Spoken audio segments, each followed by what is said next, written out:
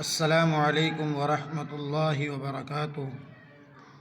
یہ آپ کے سامنے نورانی قاعدہ ہے جن کے ذریعے ہم قرآن کریم کو بآسانی صحیح کر سکتے ہیں۔ اس قاعدے کے اندر ہر وہ قاعدہ دیا گیا ہے، ہر وہ گرامر دیا گیا ہے جن کے ذریعے ہم بآسانی قرآن کریم کو صحیح کر سکتے ہیں۔ ان میں پڑھنے پڑھانے کے ہدایات بھی بیان کیے گئے ہیں کہ کس طریقے سے نورانی قاعدہ پڑھنا چاہیے اور پڑھانا چاہیے۔ اس قاعدے کے اندر کل 27 تختیاں دی گئی ہے جن کے ذریعے ہم قرآن کریم کو صحیح کر سکتے ہیں، اور ہر تختی کے اندر ایک ہی نیا قاعدہ ہوگا، باقی پیچھے کے ہی اس میں قاعدے دے کر کے بار بار دہرایا ہے تاکہ بار بار ایک ہی قاعدے کو بچے بولے، پڑھنے والے بولے تو وہ سمجھ میں آئے۔ اور اس قاعدے کے اندر ترتیب وار سارے قاعدے دیے گئے ہیں، جیسے تختی نمبر 1 مفردات ہے، ان کے معنی الگ الگ حروف ہیں۔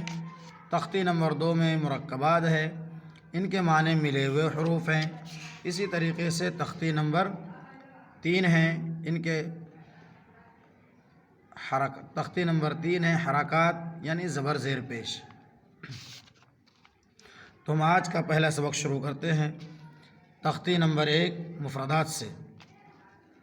قرآن کریم شروع کرنے سے پہلے اعوذ باللہ اور بسم اللہ چونکہ پڑھنا ضروری ہے، اسی لیے ہم اعوذ باللہ اور بسم اللہ سے شروع کرتے ہیں، اور قرآن کریم کو نظم یعنی طرز میں پڑھنا چاہیے، اسی لیے ہم شروع سے ہی کوشش کریں گے طرز میں پڑھنے کی۔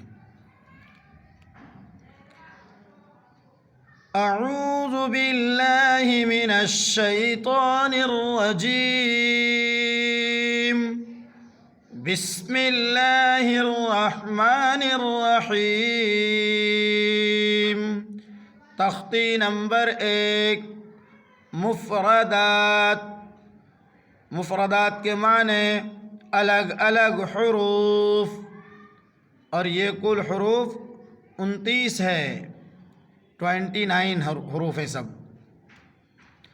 رب یسر ولا تعسر وتمم بالخیر وبک نستعین یا فتاح رب زدنی علما۔ الف ایک ایسا حرف ہے جن کو ہم جلدی پڑھیں گے۔ الف ہی ان 29 حرفوں میں سے ایسا لفظ ہے جن کو جلدی پڑھیں گے، ذرہ برابر بھی نہیں کھینچیں گے، یعنی الف ایسا نہیں بول سکتے۔ کیسا بولیں گے؟ الف با تا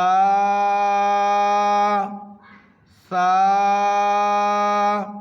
ثا ایک ایسا لفظ ہے جن کو بغیر سیٹی کے ادا کرنی ہے، زبان کی نوک تھوڑی سی باہر نکال کے اوپر کے چوڑے والے سامنے کے دانت میں لگائیں گے زبان کے نوک کو، اور آسانی سے یہ ثا ادا ہو جائے گا۔ ثا جیم۔ جیم کو ادا کرنے میں زبان کا بیچ اوپر کا تالو یعنی اوپر میں جو گہرا ہے اس میں ٹچ کریں گے، اس کو زبان کے بیچ حصے کو۔ جیم حا خا۔ خا کو شروع حلق سے نکالیں گے، خا، ان کو موٹی آواز اور پور نکالیں گے۔ دال۔ دال ایسا نہیں ہونی چاہیے، دال۔ ذال۔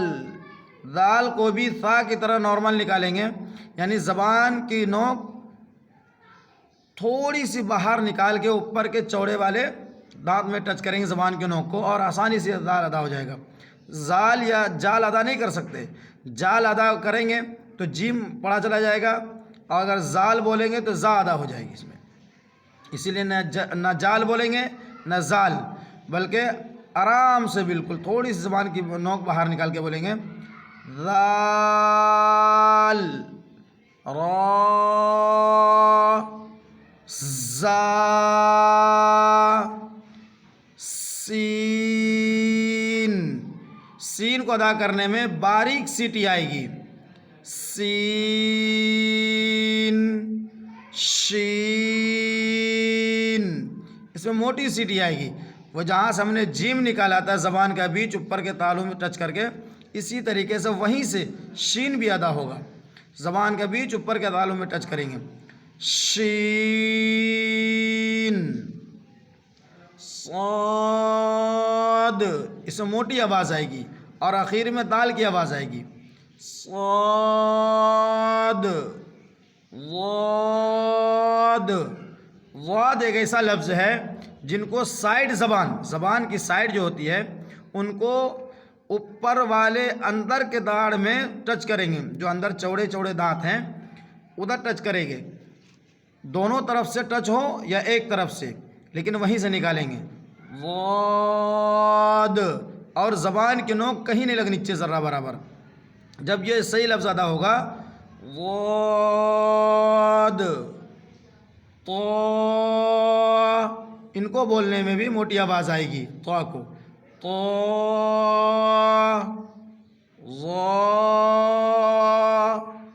ضا کو ادا کریں ہلکی سی باریک سیٹی آئے گی بالکل. ضا. عین. جہاں سے ہم نے ہا ادا کیا ہے وہیں سے عین ادا ہوگا بیچ حلق سے. عین. غین. جہاں سے ہم نے خا ادا کیا تھا شروع حلق سے وہیں سے یہ غین ادا ہوگا. غین. فا. سامنے کے چوڑے سے اوپر والے دانت جو ہیں ان کے نوک ہونٹ کے بیچ میں ٹچ کریں گے. اس سے نکلے گا فا. قاف.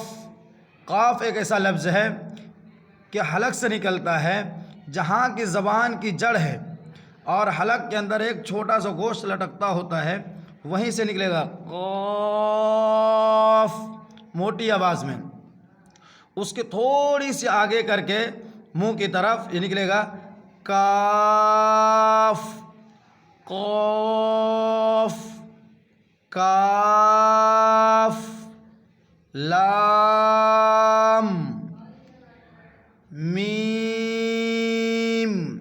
اچھا جتنے حروف ہیں ان کو ادا کرنے میں خیال رہے میم نون سب کو ادا کرنے میں زبان دوبارہ لگ کر کے اپنی جگہ سے ہٹنی نہیں چاہیے فوراً، یا ہونٹ جہاں سے حرف نکل رہا ہے ہونٹ سٹ چپکنے کے بعد فوراً نہیں ہٹنی چاہیے. میم ایسا نہیں ہونی چاہیے. میم. نون. دونوں ہونٹ کو گول کریں گے. واو. واو کو ادا کرنے میں دونوں ہونٹ کے سائڈ کا حصہ لگے گا اور یہ بیچ کا کھلا رہے گا. واو. ہا. یہ سینے کی طرف سے آخری حلق سے نکلے گا. جیسے ہم بولتے ہیں اسی طریقے سے بولیں گے آسانی سے. ہا. حمزہ. حمزہ. یا. یا. گول یا کو یا معروف بولیں گے اور لمبی یا کو یا مجہول. اس کا فائدہ گول یا لمبی یا کا اردو میں ہوتا ہے، عربی میں دونوں یا ایک جیسی ہی پڑھی جائے گی. صرف ان کا نام یہ ہے گول یا کا نام یا معروف، لمبی یا کا نام یا مجہول. نقطوں کی پہچان. با. تا. سا. نون. یا. یعنی لکیر کے نیچے ایک نقطہ ہے وہ با، لکیر کے اوپر دو نقطے ہیں تو تا، لکیر کے اوپر تین نقطے ہیں تو سا، لکیر کے اوپر ایک نقطہ ہے تو وہ نون، اور لکیر کے نیچے اگر دو نقطے ہیں تو یا ہے. یا ہی ایک ایسا لفظ ہے جن کے نیچے دو نقطے ہوتے ہیں. اگر یہ ویڈیو آپ کو اچھی لگے تو آگے شیئر ضرور کریں اور سبسکرائب کرنا نہ بھولیں۔ السلام علیکم ورحمۃ اللہ وبرکاتہ۔